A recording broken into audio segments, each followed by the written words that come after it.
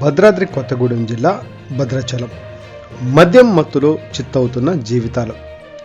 భద్రాద్రి సీతారాములు వారి సాక్షిగా మద్యం దందాను కొనసాగిస్తున్న లిక్కర్ కింగ్ రాములు.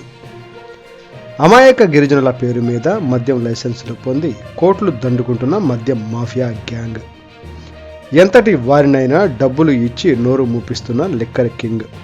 భద్రాచలం పరిధిలో అధికారికంగా 5 షాపులు ఉండగా 6వ షాపుకు పర్మిషన్ ఎవరు ఇచ్చారు? ఈ 6వ షాపు ఎక్సైజ్ అధికారులకు ఎందుకు కనబడడం లేదు? అనధికారికంగా ఉన్న షాపును ఎందుకు సీజ్ చేయడం లేదు?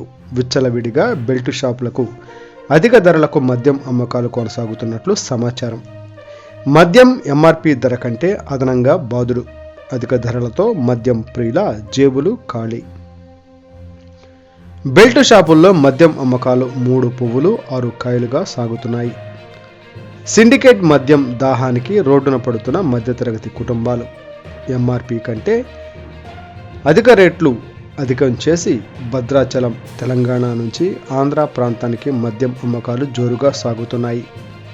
తన వైన్ షాపుల వద్దకు వెళ్లి బెల్ట్ షాపులకు మద్యం ఎలా ఇస్తున్నారని ప్రశ్నించిన వారికి సెటిల్మెంట్లో చేస్తున్న సిండికేట్ సీతారాములు. భద్రాచలంలో ఏ ఒక్క బెల్ట్ షాపు కానీ, అనధికారంగా ఉన్న 6వ షాపును కానీ ఎక్సైజ్ శాఖ అధికారులను అడుగు పెట్టకుండా చేస్తున్న రాములు. అధికారులు అండదండలు లేకుండా బెల్ట్ షాపుల నిర్వహణ ఎలా కొనసాగుతుందని పలువురు ఆరోపణలు వ్యక్తం చేస్తున్నారు.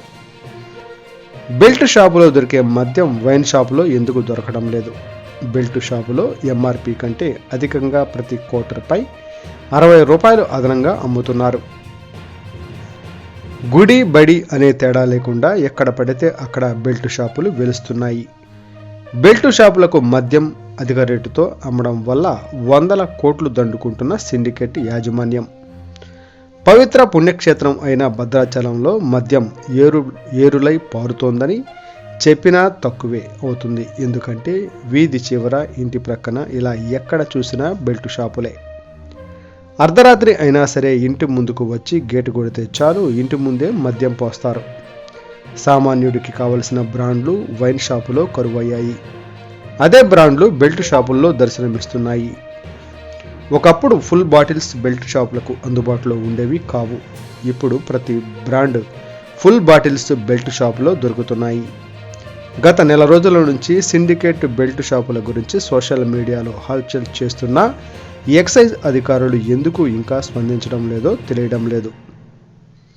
సోమవారం నాడు పాల్వాంచ వైన్ షాపులో ఎంఆర్పి రేట్ల కంటే అధికంగా అమ్ముతున్నారని నమ్మదగిన సమాచారం మేరకు హైదరాబాద్ స్క్వాడ్ అధికారులు వైన్ షాపుని తనిఖీలు నిర్వహించి 5 లక్షల ఫైన్ విధించిన సంగతి విదితమే. మరి ఈ మండలంలో ఎందుకు తనిఖీలు చేపట్టడం లేదని ప్రజలు ఆరోపిస్తున్నారు. ఎప్పటికైనా సంబంధిత అధికారులు బెల్ట్ షాపులను ప్రోత్సహిస్తూ పేద ప్రజల జేబులు ఖాళీ చేస్తున్న సిండికేట్ యాజమాన్యంపై చర్యలు తీసుకోవాలని ప్రజలు కోరుకుంటున్నారు.